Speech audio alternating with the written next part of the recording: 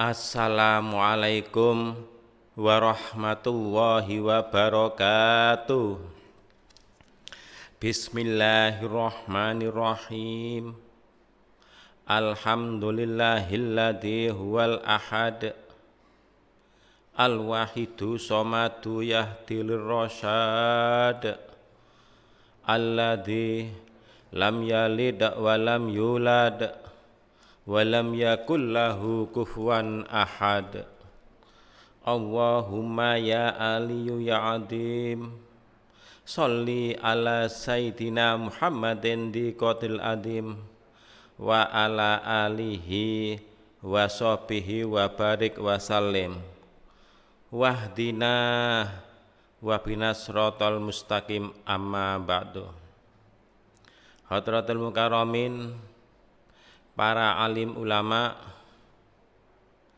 para bapak, ibu hadirin yang kami muliakan, dan tak lupa pula kepada pemirsa di rumah yang berbahagia. Marilah dalam kesempatan ini kita untuk membahas keistimewaan bulan suci Ramadan.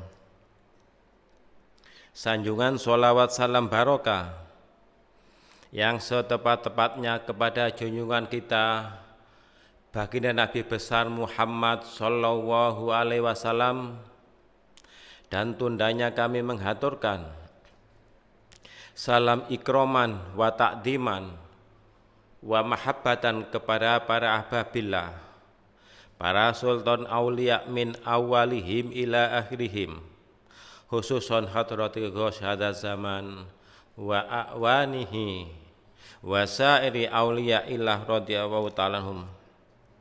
Semoga apa yang kami sebut di atas tadi, khususnya beliau baginda Nabi besar Muhammad sallallahu alaihi wasallam, mencurahkan syafaat tarbiyahnya kepada kita sekalian, sehingga pada malam hari ini kita benar-benar mendapat ridho dari Allah subhanahu wa ta'ala dan membuahkan manfaat masalah fid dini wad dunya wal akhirah. Amin ya rabbal alamin. Hadirin pemirsa di rumah yang kami muliakan, marilah dalam kesempatan ini kita bersama-sama untuk membahas keistimewaan bulan Ramadan. Sebagaimana sabda Rasulullah sallallahu alaihi wasallam yang diriwayatkan oleh Bukhari wa Muslim, man qama ramadhana imanan wahtisaban ghufira lahu ma taqaddam min dambi. Barang siapa yang melaksanakan puasa Ramadan dengan penuh keimanan dan karena Allah subhanahu wa ta'ala dengan dasar lillah, maka ia akan diampuni dosanya yang telah lampau oleh Allah subhanahu wa ta'ala. Hadirin pemirsa di rumah yang kami muliakan, oleh karena itu marilah di dalam kita menjalankan ibadah puasa ini, mari kita benar-benar kita tata niat kita dengan adab lahir maupun batin, dengan kita melaksanakan perintah Allah subhanahu wa ta'ala yaitu lillah, sehingga ibadah kita diterima oleh Allah subhanahu wa ta'ala dan mendapatkan ampunan dari Allah subhanahu wa ta'ala. Amin ya rabbal alamin. Hadirin pemirsa yang dimuliakan oleh Allah, mungkinkah kita menjadi kekasih Allah kalau kita belum kenal kepadanya? Oleh karena itu wajiblah kita mengenal kepadanya atau makrifat. Sebab tidak akan menyembah dengan benar bila kita tidak mengenal seyakin-yakinnya. Bisa jadi semua ibadah kita akan menjadi salah alamat.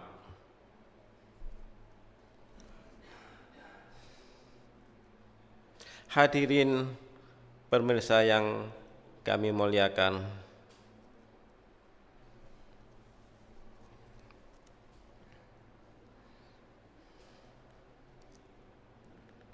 sebagaimana di dalam kitab Zubat yang disampaikan oleh Syekh Ibnu Ruslan dikatakan,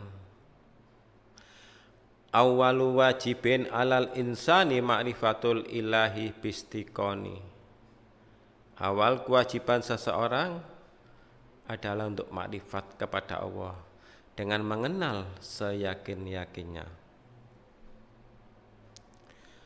Orang yang dikasihi oleh Allah pasti akan diuji lebih dulu untuk mengetahui mana yang benar-benar dan mana yang imitasi. Jangankan iman seseorang tidak diuji, mana emas, mana loyang, itu pun harus diuji lebih dulu. Begitu pula orang yang dicintai oleh Allah pasti akan dibuktikan dengan ridho, sabar, syukur terhadap berbagai macam ujian. Orang yang dekat dan dicintai oleh Allah pasti akan diuji lebih dulu untuk membuktikan mana yang benar-benar beriman dan mana yang mendustakan. Sebagaimana di dalam Al-Quran surat Al-Baqarah ayat 214 dikatakan, Am hasibtum an tadkhulul jannata walamma ya'tikum masalul ladina khalau min qablikum massathumul ba'sa'u wad-dharra'u wa zulzilu hatta yakuna rasulu walladina amanu ma'ahu mata nasrullahi ala inna nasrullahi qarib. Apakah kamu mengira bahwa kamu akan beriman masuk surga padahal belum datang kepadamu ujian, sebagaimana halnya orang-orang terdahulu sebelum kamu? Mereka ditimpa oleh malapetaka dan kesengsaraan, serta digoncangkan dengan berbagai macam ujian. Sehingga berkatalah Rasul dan orang-orang beriman bersamanya, bilakah datangnya pertolongan Allah Subhanahu wa ta'ala? Ingatlah, sesungguhnya pertolongan Allah itu amat dekat. Ternyata ujian yang paling besar ada di dalam diri manusia itu sendiri.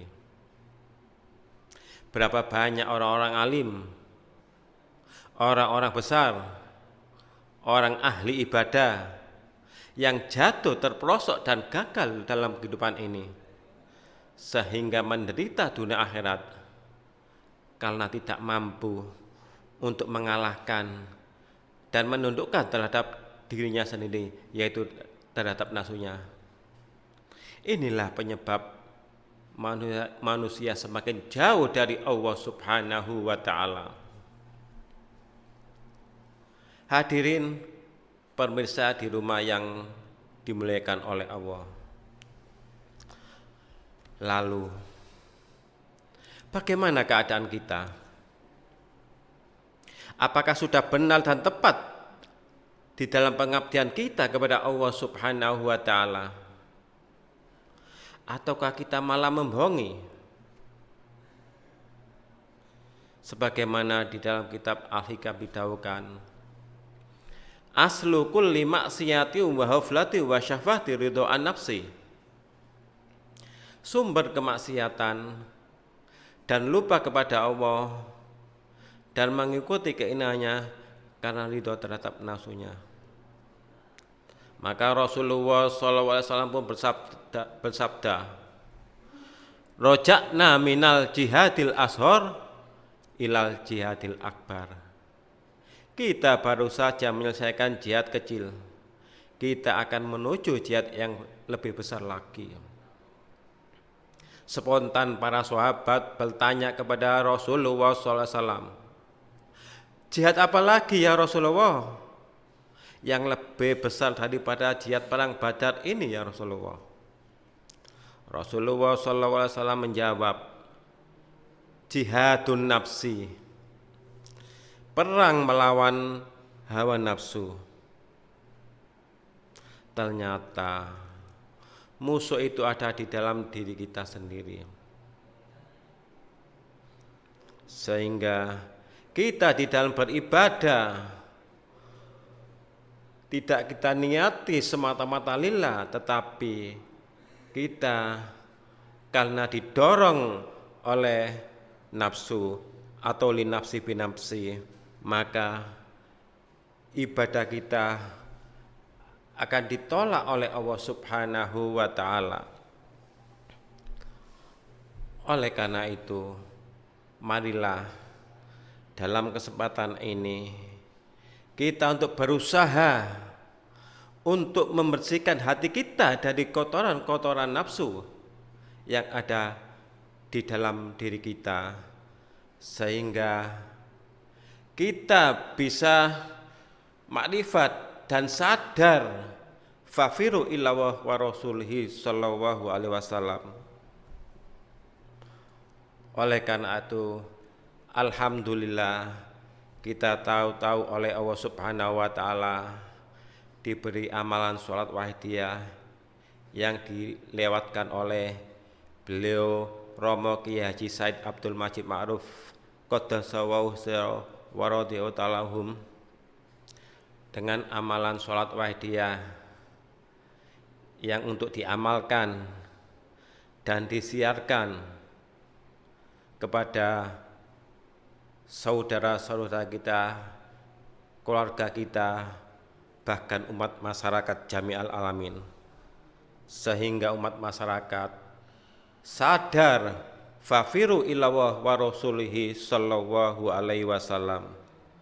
Oleh karena itu, amalan sholat wahidiyah guna dan faedah untuk menyilihkan hati dan makrifat billah.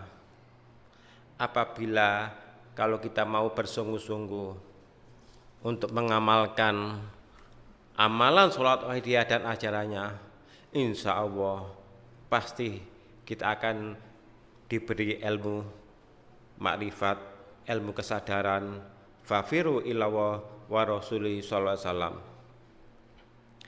Hadirin pemirsa yang dimuliakan oleh Allah, demikianlah apa yang kami sampaikan. Di dalam kami menyampaikan ada kekurangan, kesalahan, kekhilafan, kami mohon maaf yang sebesar-besarnya. Akhiru kalam, wabillahi taufiq wal hidayah, wa minar rasuli sallallahu alaihi wasallam asyafa'a wa tarbiyah, wa minal ghosiyata zaman wa natra wal barokah. Wassalamu alaikum wa alaikumna wa rahmatullahi wa barakatuh.